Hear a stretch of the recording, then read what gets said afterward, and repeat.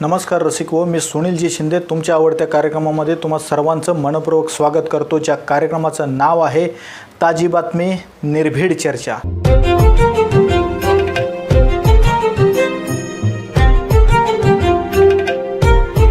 चला सुरू करूया आजचा हा कार्यक्रम। आजच्या कार्यक्रमाची टॅगलाईन आहे तीन तिगाडा काम बिगाडा।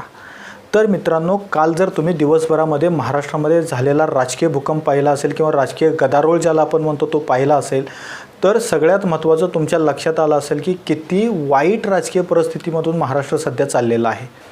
काल राहुल गांधींची एक पत्रकार परिषद झाली, व्हिडिओ कॉन्फरन्स झाली। त्या व्हिडिओ कॉन्फरन्समध्ये राहुल गांधींनी स्पष्ट पद्धतीने एक स्टेटमेंट केलं की महाराष्ट्र सरकारमध्ये आम्हाला कोणत्याही पद्धतीचे निर्णय घेण्याचा अधिकार नाही।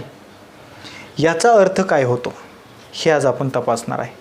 अशा पद्धतीनं राहुल गांधी का बोलले, त्याचबरोबर त्यानंतर काही वेळाने महाराष्ट्राचे विरोधी पक्षनेते माननीय देवेंद्रजी फडणवीस साहेबांनी एक मोठं स्टेटमेंट केलं की काँग्रेस जाणीवपूर्वक आपला पाय काढून घेण्याचा प्रयत्न करते। कशातून?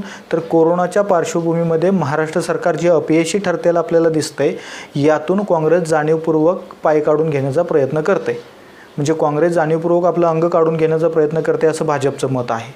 तर शिवसेनेचं असं मत आहे की जाणीवपूर्वक काही लोक आमच्यामध्ये काड्या घालण्याचा प्रयत्न करत आहेत। कोणत्याही प्रकारचं सरकार अस्थिर नाही, हे सरकार 5 वर्षे चालणार आहे असं थोरात साहेबांच्याकडून सांगण्यात आलं, काँग्रेसचे नेते। त्याचबरोबर संजय राऊत साहेबांच्याकडून सांगण्यात आलं। परंतु तिकडे काही दिवसांपूर्वी एक 8 ते 10 दिवसांपूर्वी पृथ्वीराज चव्हाण साहेबांचं एक स्टेटमेंट आलं की महाराष्ट्र सरकारचं म्हणजे मुख्यमंत्र्यांचं काम कोरोनाच्या पार्श्वभूमीवरती योग्य होत नसल्याचं जाणवत आहे किंवा सरकारच्या कामावरती पृथ्वीराज चव्हाण साहेब नाराज आहेत असं त्यांचं एक स्टेटमेंट आलं।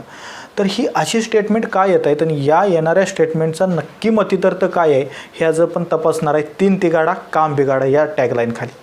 तर मित्रांनो, लक्षात घ्या, काल सकाळी राहुल गांधीने एक पत्रकार परिषद घेतली, व्हिडिओ कॉन्फरन्स घेतली।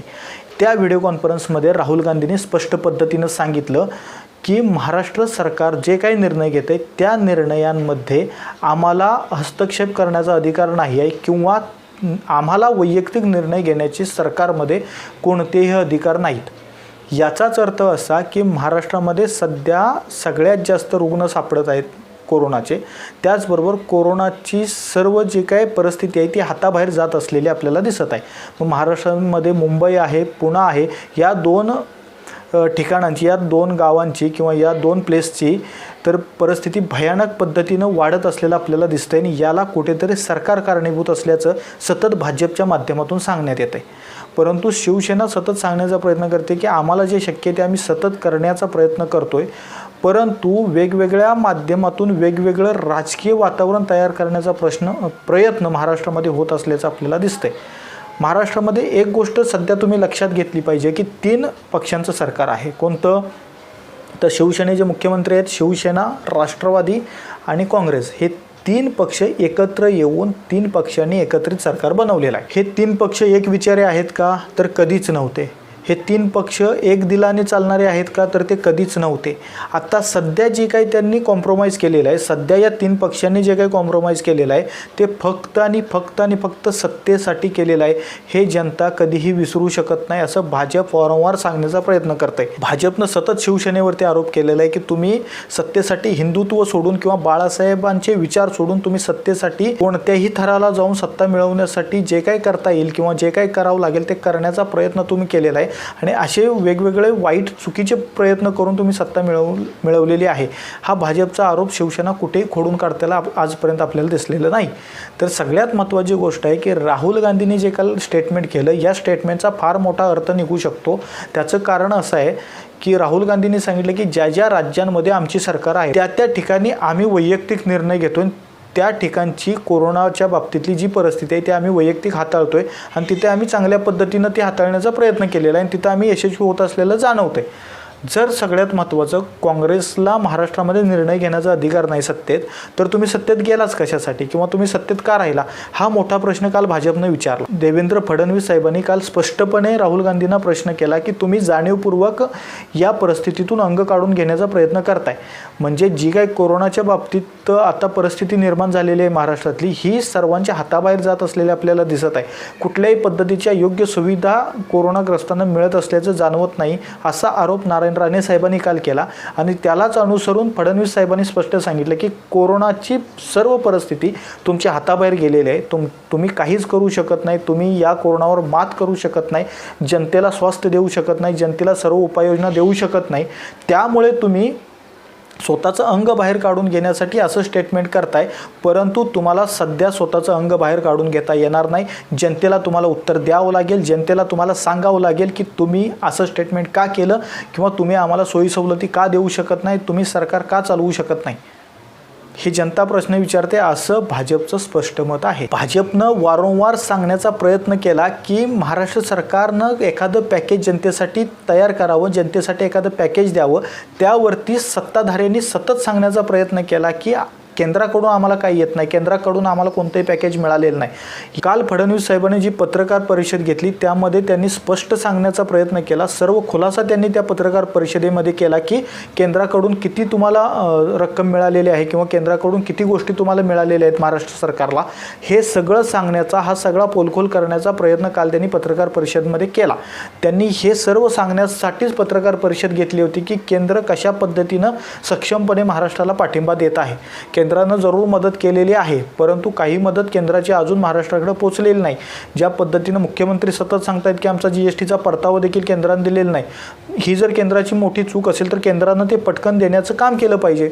हे जनता विचारते केंद्र सरकारला, भाजपला विचारते की तुम्ही तुमचं सरकार महाराष्ट्रात नाही म्हणून महाराष्ट्राला वेठीला धरताय की काय. आज जनतेच्या मनामध्ये पडलेला हा प्रश्न आहे आणि शिवसेना हाच आरोप करते भाजपवरती की भाजपचं सरकार महाराष्ट्रामध्ये नाही, भाजपचा मुख्यमंत्री महाराष्ट्रामध्ये नाही, म्हणून केंद्र जाणीवपूर्वक महाराष्ट्राकडे दुर्लक्ष करण्याचा प्रयत्न करते की काय. परंतु हे सर्व प्रकार किंवा सर्व आरोप खोडून काढण्याचा प्रयत्न काल फडणवीस साहेबांनी केला आणि त्यांनी त्या पत्रकार परिषदेमध्ये अक्षरशः सर्व आकडे देखील सांगितले की एवढी एवढी रक्कम या विभागांमध्ये केंद्र सरकारकडून आलेली आहे आणि या पद्धतीनं महाराष्ट्र सरकारनं त्याचा विनियोग केला किंवा महाराष्ट्र सरकारनं आजपर्यंत कोणत्याही योजना महाराष्ट्राला कशा पद्धतीने दिलेल्या नाहीत किंवा महाराष्ट्र सरकारनं काय काय करायला हवं होतं, हे सर्व सांगण्याचा काल त्यांनी प्रयत्न केला. परंतु महाराष्ट्र सरकार हे का करत नाही हे पहिल्यांदा आपण लक्षात घेतलं पाहिजे. त्याचं एक महत्त्वाचं कारण दिसून येतं की महाराष्ट्रामध्ये 3 पक्षांचं सरकार बसलेलं आहे, काँग्रेस, राष्ट्रवादी आणि शिवसेना. ह्या 3 पक्षांचं ज्यावेळी सरकार बसलं तर या 3 पक्षांमध्ये कुठेतरी मतभिन्नता असल्याचं आपल्याला जाणवत आहे. आत्ताच्या सगळ्या राजकीय परिस्थितीवरून असं जाणवून येतं आहे की या तिन्ही पक्षांमध्ये निश्चित पद्धतीनं मतभिन्नता आहे. म्हणजे काही दिवसांपूर्वी पृथ्वीराज चव्हाण साहेबांचं स्टेटमेंट आलं होतं की मुख्यमंत्र्यांच्या कामावरती ते नाराज आहेत असं त्यांनी सांगितलं होतं किंवा सरकारच्या कामावरती ते नाराज आहेत असं त्यांनी सांगण्याचा प्रयत्न केला होता. परंतु एक गोष्ट लक्षात घेतली पाहिजे की काँग्रेसचेच काही नेते असे म्हणत आहेत की अजून देखील वेळ गेलेली नाही, आपण सत्तेमध्ये न राहिलेलं चांगलं आहे. पण थोरात साहेबांसारखे काही नेते असे म्हणत आहेत की सरकारमध्ये कोणताही गोंधळ नाही, सरकार व्यवस्थित पद्धतीने चालू आहे आणि सरकार 5 वर्षाचा काळ पूर्ण करेल. त्याचबरोबर राहुल गांधी असं म्हणतायत की आम्हाला सरकारमध्ये निर्णय घेण्याचं कोणताही अधिकार नाही. म्हणजे काँग्रेसमधल्याच नेत्यांची वैचारिक बंडाळी झाल्याचं आपल्याला जाणवत आहे. म्हणजे काँग्रेस कुठेतरी पुन्हा एकदा बॅकफूटवर जात आहे, कुठेतरी गोंधळलेलं दिसतंय. म्हणजे काँग्रेसवरती ज्या पद्धतीने नरेंद्र मोदींनी 2014 पासून प्रहार करायला सुरुवात केली त्यातून काँग्रेस अजून कुठेही सावरलेलं आपल्याला जाणवत नाही किंवा अजून दिसत नाही की काँग्रेस सावरते. मग आपण विचार केला पाहिजे की काँग्रेसला जर सावरायचं असेल तर काँग्रेसनं निडरपणे या सरकारमध्ये काम केलं पाहिजे, कारण तुम्ही एक सरकारचा भाग आहात. या तिन्ही सत्तेतील पक्षांनी एक गोष्ट लक्षात घेतली पाहिजे की या तिघांनी एकत्रित काम करण्यामध्येच महाराष्ट्राचं सुख आहे. अन्यथा जर तुमच्यामध्ये मतभिन्नता अशीच वाढत राहिली आणि यातून सरकारला जर कोणतं नुकसान पोचलं तर पर्यायानं ते नुकसान जनतेलाही पोचणार आहे आणि जनता तुम्हाला कधी पुन्हा माफ करणार नाही, हे देखील लक्षात घेतलं पाहिजे. तर तर ज्या पद्धतीने काल सर्व हा गोंधळ निर्माण झाला आहे, राजकीय परिस्थितीतील हा जो एक वेगळा गोंधळ तयार झालेला आहे महाराष्ट्रामध्ये, यावरती एक चांगला पर्याय काढून तिघांनी एकत्रित चांगल्या पद्धतीने 5 वर्षाचा काळ पूर्ण करणं गरजेचं आहे. नारायण राणे साहेबांनी ज्या पद्धतीनं राज्यपालांची भेट घेऊन सांगितलं की हे सरकार कुचकामी आहे, हे सरकार काम करण्यास योग्य नाही, या सरकारला अनुभव नाही आणि या सरकारला नारळ देऊन राष्ट्रपती राजवट लागू करा, त्या विषयावरती काल आपण बोललेलो आहे. तो विषय आपला काल झालेला आहे, तो आता परत मी बोलणार नाही. तर सगळ्यात महत्त्वाची गोष्ट अशी आहे की आत्ताची जी परिस्थिती महाराष्ट्रामध्ये निर्माण झालेली आहे आणि कोरोनाच्या पार्श्वभूमीमध्ये महाराष्ट्र सरकार ज्या पद्धतीनं काम करते ते सध्या कमी पडत असल्याचं आपल्याला जाणवतं आहे. मग नारायण राणे साहेबांनी ज्या पद्धतीनं सांगितलं की खरंच हे सरकार अनुभवामध्ये कमी पडतंय का किंवा सोयीसुविधा देण्यामध्ये कमी पडतंय का, तर ते कुठेतरी भाजपच्या दिशेने योग्य मत येत असल्याचं आपल्याला जाणवतंय. एक गोष्ट आपण बारकाईने लक्षात घेतली पाहिजे की राजकीय ज्यावेळी संकट निर्माण होतात, राजकीय ज्यावेळी अडचणी निर्माण होतात, त्यावेळी हे नेते रात्री अपरात्री उठून सुद्धा बैठका घेतात. परंतु कोरोनाच्या पार्श्वभूमीवरती यांनी किती रात्रीपर्यंत कामं केली, किती रात्री जागून लोकांपर्यंत पोहोचले किंवा किती रात्री जागून यांनी लोकांना मदत पोहोचवली. राष्ट्रवादीचे दिग्गज नेते आदरणीय पवार साहेब यांनी निवडणुकीच्या काळामध्ये स्वतःच्या तब्येतीची काळजी न करता देखील रणांगणामध्ये उतरून, मैदानामध्ये उतरून राष्ट्रवादीला मोठं यश संपादन करून दिलं आणि ते आपण सर्वांनी पाहिलेलंच आहे. त्यांनी ज्या पद्धतीनं भाषणं केली, ज्या पद्धतीने त्यांनी प्रचारसभा केल्या, ज्या पद्धतीने त्यांनी भाजपचा प्रहार उलटून लावला, ज्या पद्धतीनं त्यांनी पावसात उभा राहून देखील सभा घेतल्या, हे सर्व आपण पाहिलं आहे. आणि त्यानंतर राष्ट्रवादीला मिळालेलं यश बघितलं आपण. त्यानंतर ह्या तिन्ही पक्षांना एकत्रित आणून ज्या पद्धतीनं पवारसाहेबांनी सरकार बनवण्याचा प्रयत्न केला, जरी मुख्यमंत्री शिवसेनेचा असला तरी या सर्व सरकारचे किंगमेकर हे शरद पवार साहेब आहेत, हे आपण कुठेही विसरू शकत नाही आणि हे सर्व जनतेला माहिती आहे. हे काही लपून राहिलेली गोष्ट नाही, हे आपण लक्षात घेतलं पाहिजे.